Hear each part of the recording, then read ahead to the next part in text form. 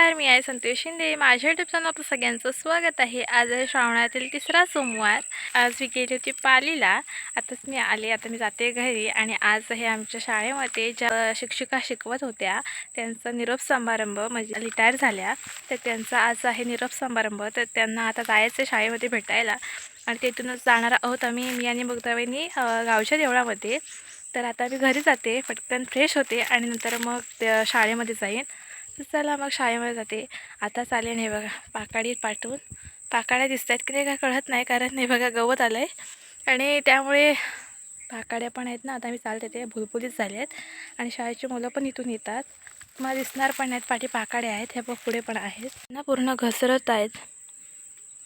मी निघाले शाळेत जाण्यासाठी आणि त्या अगोदर मी देवळामध्ये गेले, कारण देऊळ अगोदर येतं आणि नंतर शाळा येते म्हणून. शाळेत जायच्या ऐवजी देवळात आले तर सर्वजण ओरडत आहेत की तू आलीस का नाही, लवकर आलीस का.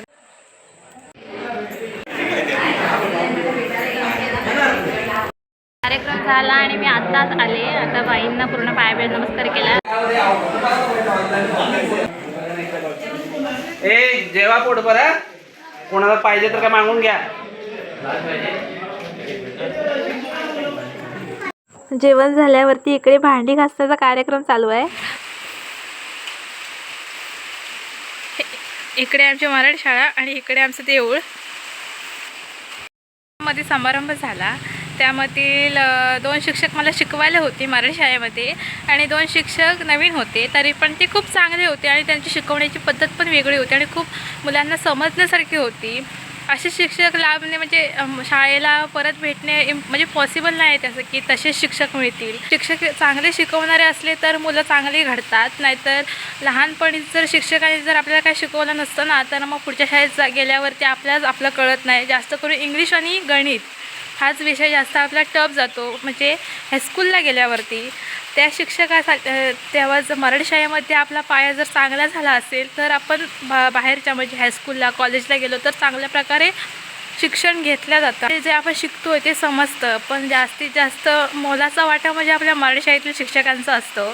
त्यातील ज्या पटेलबाई होत्या त्या म्हणजे खूप वर्षा अगोदर होत्या, ज्या मला वाटतं लागल्या असतील तेव्हाच आमच्या शाळेत लागल्या होत्या. मध्येच त्या गेल्या, परत आल्या आणि आता त्यांनी रिटायर झाल्या, तर आमच्या म्हणजे ह्या शाळेतून झाल्या. की असेच शिक्षक चांगले येत राहावे. शिक्षकांना चांगला सपोर्ट पण होता आणि शिक्षक चांगले होते त्यामुळे विद्यार्थ्यांच्या पालकांचा पण चांगला सपोर्ट त्यांना मिळायचा.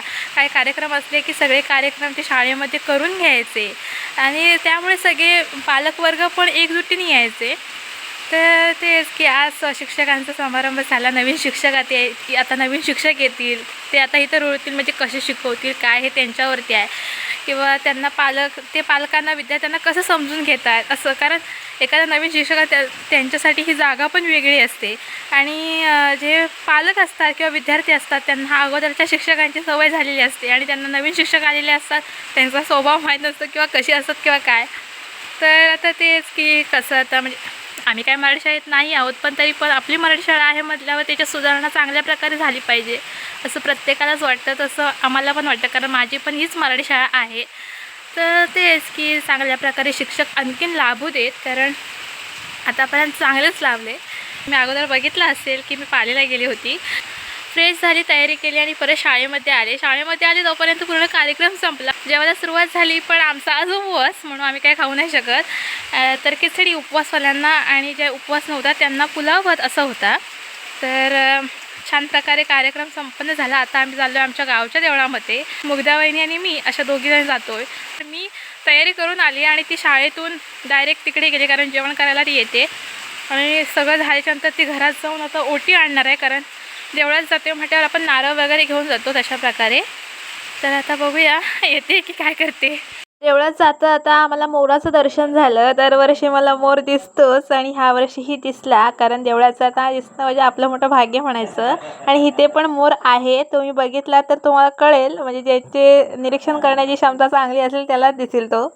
हा हे आमच्या गावच्या देवळाकडे जाण्याचा रस्ता आणि हे आलं आमचं गावचं देऊळ खूप मस्त असं रंगवलं आहे, कारण ह्या वर्षी कलर काढला आहे.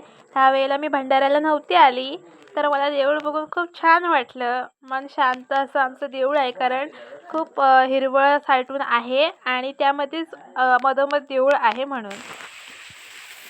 इथेच नळ ठेवलाय पाय धुवायला, सरळ असं खायचं.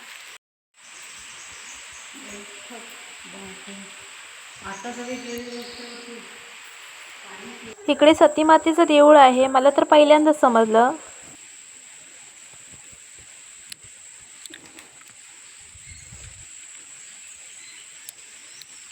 ह्या टायमिंगला मी मे महिन्यातून जेव्हा आमचा वर्धापन दिवस असतो ना देवळात, तेव्हा मी नव्हती आलेली, तर त्यानंतर आत्ता आले. आणि देऊळ खूप छान वाटते, कारण रंगवलं आहे देऊळ आणि बघायला पण छान वाटतंय.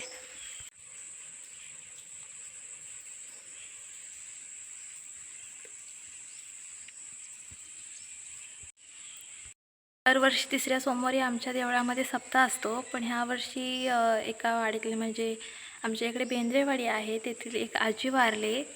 तर आजी वारले आजच की काल वारले, तर आज देऊळ बंद आहे. म्हणजे तिकडचेच पुजारी असतात, त्यामुळे देऊळ बंद आहे. की आता म्हणणं होती की प्रेत नेला नाही आहे म्हणून. आता त्याच्यानंतर येत आहे की काय माहिती, कारण देऊळ ओपन असतं तर पाया पडायला मिळालं असतं. तसं आम्हाला येता येता 2 मोरांचं दर्शन झालेलं आहे. इकडे मगदाबाईंनी आता फोन लावून विचारते की कोणी येतं आहे काय, म्हणजे देवळामध्ये, म्हणजे देऊळ ओपन करेल.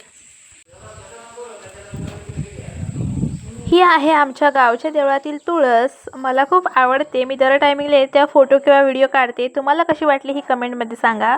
जे देव देवाऱ्यात विराजमान आहेत त्यांची प्रत्येकाची वरती नावे होती. आता ती नावे नाही आहेत, कारण नवीन काहीतरी बदल केला असेल. आणि ह्या नवीन फ्रेम लावल्या आहेत, खूप मस्त वाटतात.